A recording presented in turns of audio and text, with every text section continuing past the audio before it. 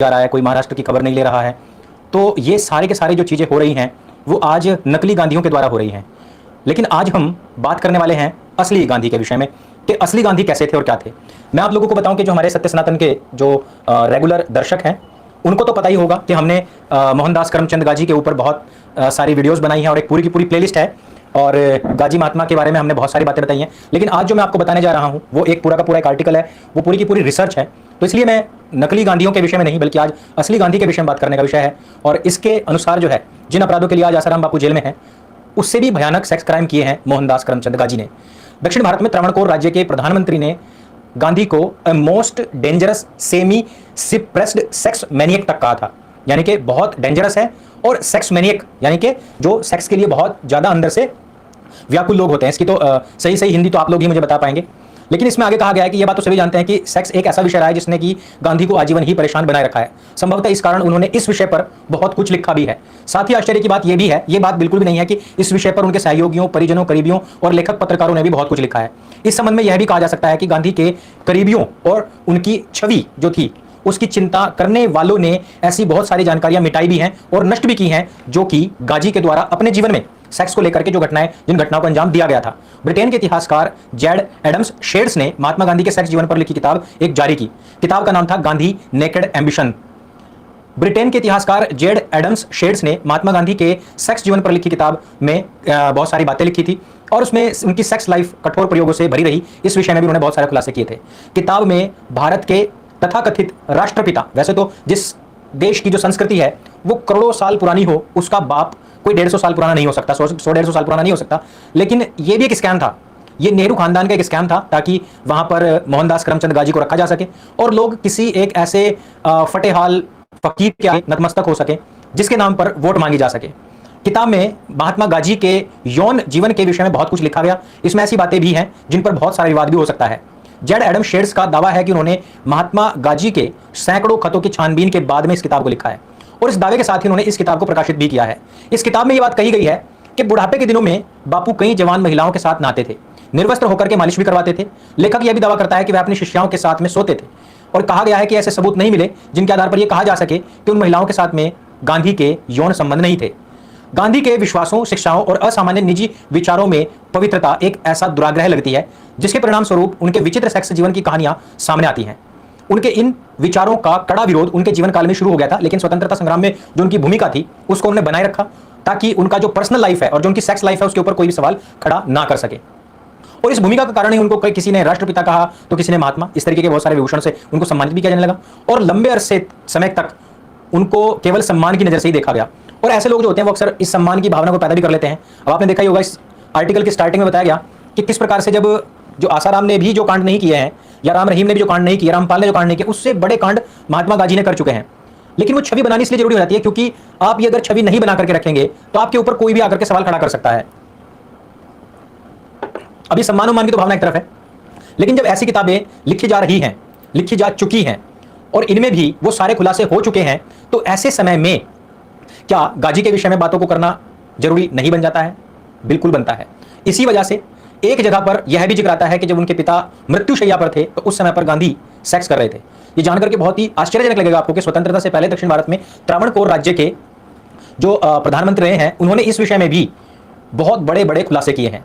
बहुत सारी बातें उन्होंने इस विषय में बताई हैं कि जिस समय पर किसी युवा को अपने पिता के अंतिम दर्शन करने चाहिए थे, उस समय पर गांधी के अंदर अचानक से वासनात्मक प्यार जागृत हो जाता है और वो अपनी वाइफ को लेकर के कमरे में चले जाते हैं।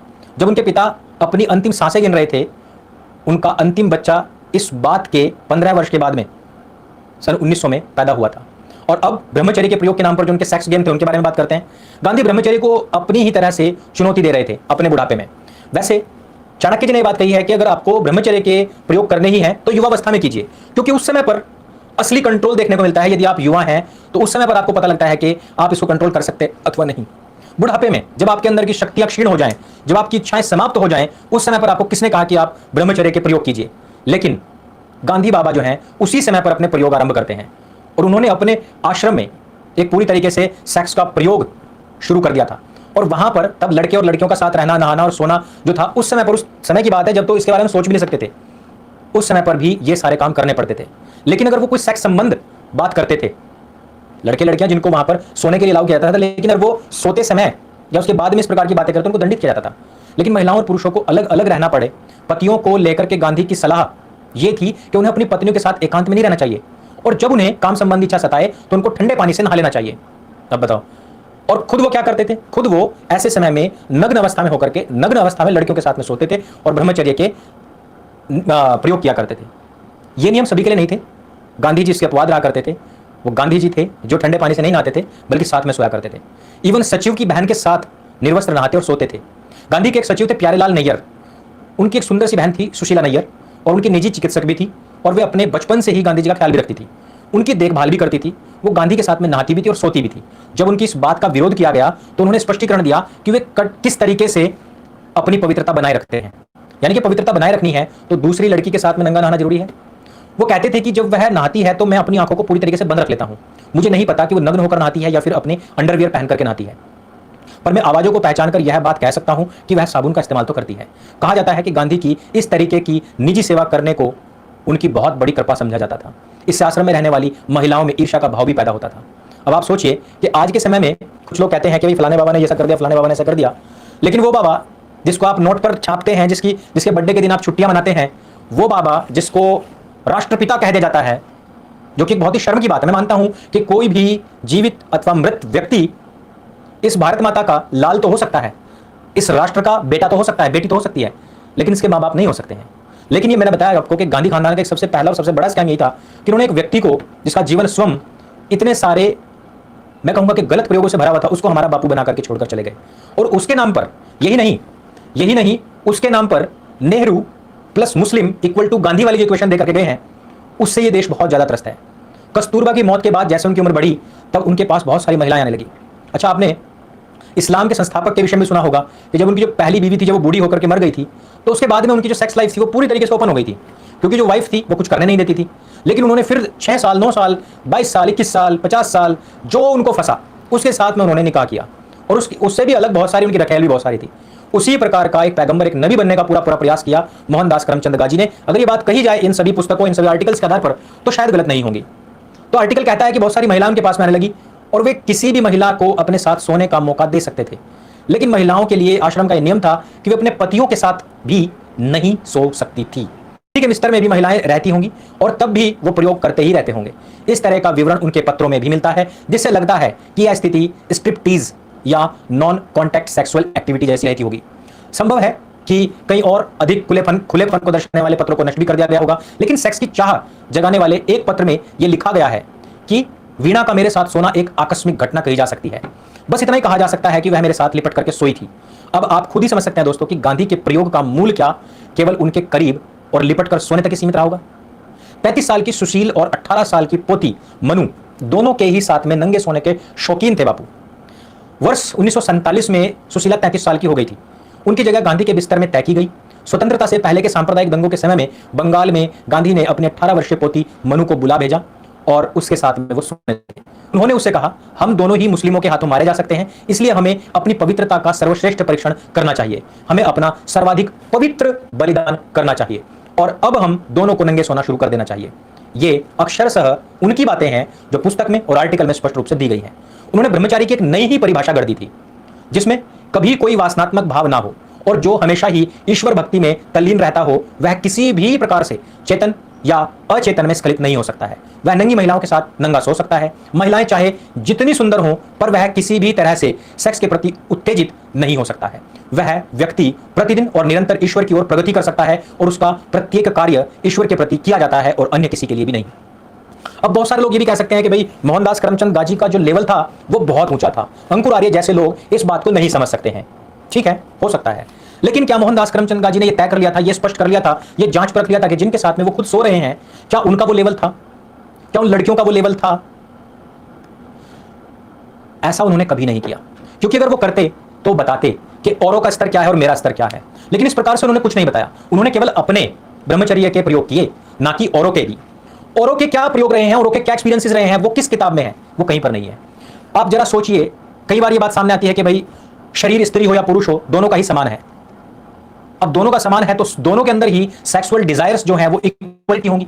लेकिन दूसरी तरफ हम देखें तो बाबा उस समय पर पूरी तरीके से वृद्ध हो चुके थे और समाप्त प्राय जीवन था उनका। उनको दो लोग जब तक उठाए ना, चलाए ना, फिराए ना, तब तक वो चल नहीं पाते थे। लेकिन वो जिसके साथ में प्रयोग कर रहे हैं वो कोई 18 साल की, कोई 33 साल की, कोई 24 साल की, कोई 25 साल की है।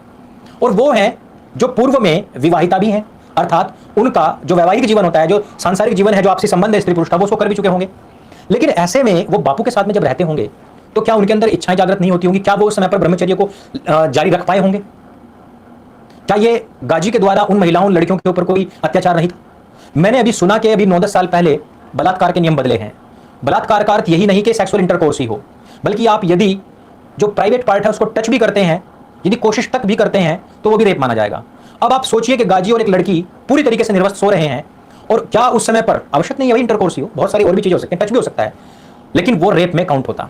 और आप जरा सोचिए कि जिनके लिए आप इतना बड़ा बड़ा प्रोग्राम कर रहे हैं, जिनको आप नोटों पर छाप करके बैठे हैं, यदि वो आज की तारीख में होते, यदि वो आज की तारीख में होते तो उनको क्या सजा ना मिलती और कितनी सजाएं ना मिलती उनको, जरा आप सोच करके देखिए। अब आगे बढ़ते हैं।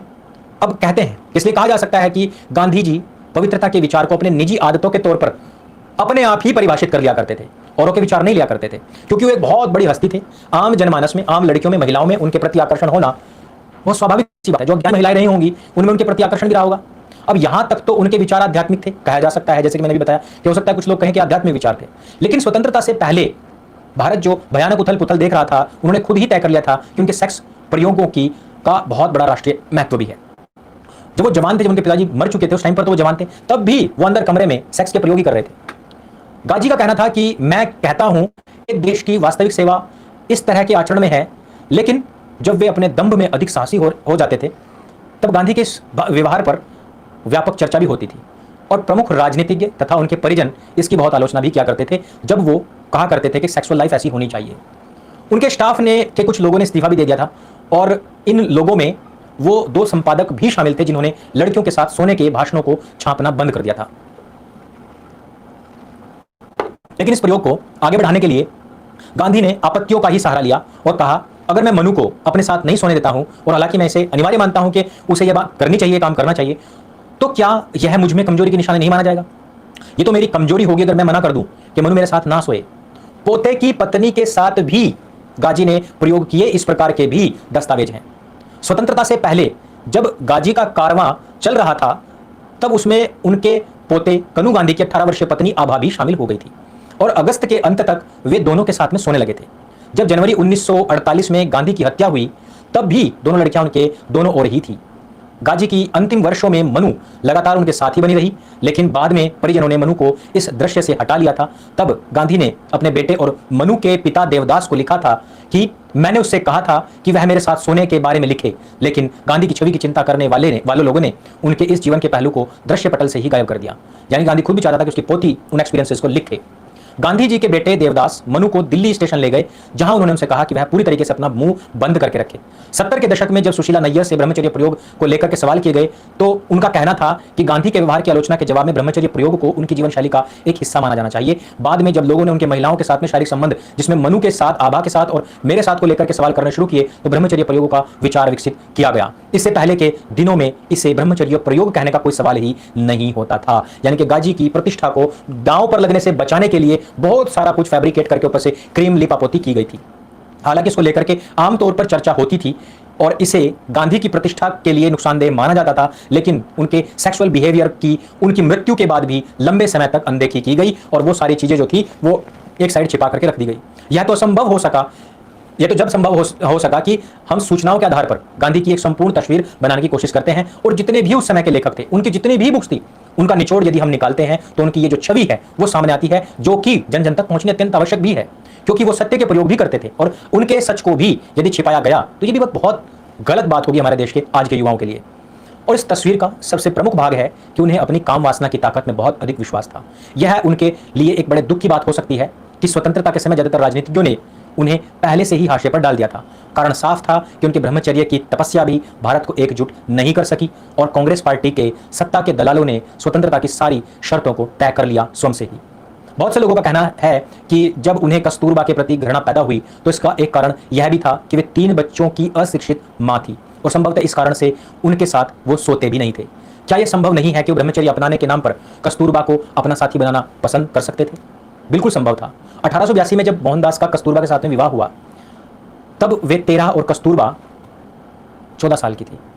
पर जब वे दक्षिण अफ्रीका में पहुंचे तो अपने पेशे के कारण कई सारे शिक्षित और शालीन महिलाओं के संपर्क में आए। उन्हें इन महिलाओं के साथ रहना अच्छा लगने लगा और वे इससे एक बौद्धिक आनंद भी लेते थे। यह आनंद उन्हें कस्तूरबा से मिलना संभव नहीं था।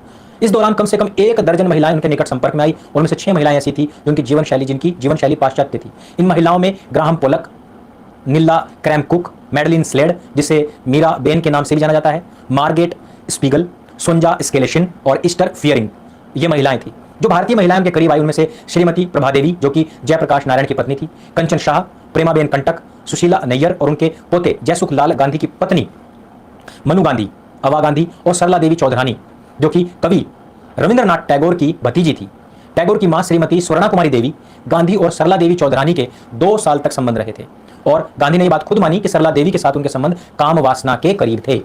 सरला देवी के बाद प्रभावती देवी को गांधी का साथ मिला। गांधी और उनके संबंधों के बारे में गिरिजा कुमार लिखते हैं, गांधी को लेकर प्रभावती इतनी अधिक आसक्त थी कि वे एक दिन के लिए भी गांधी से अलग नहीं रह पाती थी। उनकी निराशा में हिस्टीरिया बहुत अधिक दिखने लगता था। वे लगातार घंटों तक बेहोश रहा करती थी।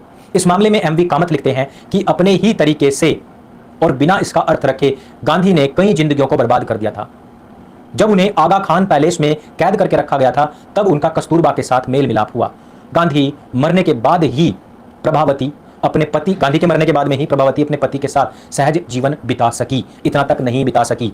ब्रह्मचर्य के प्रयोग को लेकर के गांधी के इन प्रयोगों से बहुत लोगों को घृणा थी। 1938 में प्रेमाबेन कंटक ने प्रसाद और दीक्षा लिखी जो पुस्तकें थी जिसमें उन्होंने गांधी के साथ अपनी सेक्स लाइफ को भी लिखा। इस परिणाम स्वरूप महाराष्ट्र में बड़े पैमाने पर हंगामा भी हुआ था। ब्रह्मचर्य को लेकर के गांधी के यह प्रयोग तब शुरू हुए जब वे 1915 में भारत में वापस लौटे और उन्होंने साबरमती आश्रम की स्थापना की थी। अलग से उन्होंने एक आश्रम बनाया जहां पर किसी का आना जाना बना था और वहां पर उन्होंने अपनी जो जितनी भी महिला सहयोगी थी उनके साथ में नग्नता का प्रदर्शन बड़े पैमाने पर करना शुरू कर दिया था।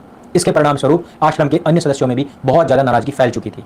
इस हंगामे का मुख्य कारण भी उनका दोहरा रवैया था। आश्रम के अन्य सदस्यों के लिए उन्होंने महिलाओं को लेकर के पूरी तरीके से कड़े नियम बना रखे थे कि महिलाओं को पूरी तरीके से त्याग दीजिए, लेकिन वे खुद इस तरह के बंधन से मुक्त थे। उनके ऊपर कोई नियम लागू नहीं था। इसका स्पष्टीकरण देते समय वो कहते थे कि वो तो अर्धनारीश्वर भगवान शिव हैं स्वयं में ही, इसलिए उनमें कोई शारीरिक भूख नहीं है, लेकिन आम जनमानस में भूख होती है, इसलिए उनके लिए नियम बनाना जरूरी है। अन्य सदस्यों को धोखा देने के लिए वो कहते थे, कहा भी करते थे कि वे सबकी मां है। इस कारण से आश्रम की प्रत्येक महिला या तो उनकी मां है या फिर बहन है। दूसरे लोगों को वे अन्य तरीके से धोखा देते थे और वे कहते थे कि वे जो कुछ भी कर रहे हैं वह अंतरात्मा के कहने पर कर रहे हैं। दूसरे शब्दों में वे ईश्वर के आदेश पर ऐसा कर रहे हैं, इसलिए उनके सारे काम बहुत ही पवित्र हैं। यानी कि इन सब बातों से हमें लगता है कि मोहनदास करमचंद गाजी पूरी तरीके से इस्लाम को पढ़ चुके थे और इस्लाम के पैगंबर उसके संस्थापक के जीवन चरित्र को बहुत अच्छे तरीके से पढ़ चुके थे और वो वही सब बातें किया करते थे जो कि उस समय पर नबी साहब किया करते थे। आश्रम के अन्य सदस्यों की नाराजगी को देखते हुए गांधी को कुछ समय के लिए अपनी सेक्स संबंधी गतिविधियों को बंद भी कर देना पड़ा था, लेकिन इसके कुछ समय बाद ही उन्होंने ब्रह्मचर्य के प्रयोगों के नाम पर एक अलग ही बिस्तर पर बहुत सारी नग्न महिलाओं के साथ में सोना शुरू कर दिया। शुरुआत में वे और उनकी महिला सहयोगियों ने एक ही कमरे में अलग अलग बिस्तरों पर सोना शुरू किया, लेकिन कुछ समय के बाद ही नग्न गांधी अन्य नग्न महिलाओं के साथ में सोना शुरू कर चुके थे। वे कहते थे कि बहुत सारी नग्न महिलाओं के साथ सोने में उन्हें गर्मी मिलती है और यह क्रिया उनके लिए नेचुरोपैथी का काम करती है। वे यह भी कहते थे कि एक साथ बहुत सारी नग्न महिलाओं के साथ सोने से ब्रह्मचर्य में उनकी सफलता को आंकने में बहुत मदद मिलती है। यह मेरा उतना ही बड़ा पैरामीटर बन जाता है। यहां यह कहना गलत नहीं होगा कि गांधी ने अपने प्रयोगों को सफल माना, क्योंकि इतनी अधिक उत्तेजना के बावजूद उनके अंग विशेष में कोई भी क्रिया नहीं हुआ करती थी। ऐसा उनके साथ में प्रयोग करने वाली महिलाएं भी बताती हैं। बहुत कम लोगों को इस बात पर विश्वास होगा कि सत्याग्रह और अहिंसा के बाद उनके लेखों और पत्रों का दूसरा मुख्य विषय केवल और केवल सेक्स ही होता था। ये पत्र वे उन लोगों को लिखते थे जो कि उन्हें प्रशंसा भरे पत्र लिखते थे। 5 लेखों की एक श्रृंखला उन्होंने ब्रह्मचर्य के अपने प्रयोगों, नंगी महिलाओं के साथ सोने और उनके बहुत सारे और अन्य जितनी भी अंतरंगी बातें थी उनके बारे में ही लिखी थी। बाद में इन लेखों का हरिजन में प्रकाशन भी कराया गया था। इस संदर्भ में यह ध्यान देने लायक बात है कि युवा और किशोर वय के जो लड़कों को रात में सपने आते हैं उनकी जो समस्याएं हो जाती हैं, लेकिन जब गांधी दक्षिण अफ्रीका में थे तो महीने में एक दिन उन्हें इस समस्या का भी सामना करना पड़ा था। लेकिन ये अविश्वसनीय बात है कि मुंबई में जब वो 67 वर्ष के वृद्ध थे तब भी उनको ऐसी कोई समस्या होती होगी। यह एक उदाहरण गांधी के सेक्स को लेकर के उनकी विकृति को बताने के लिए ही पर्याप्त है।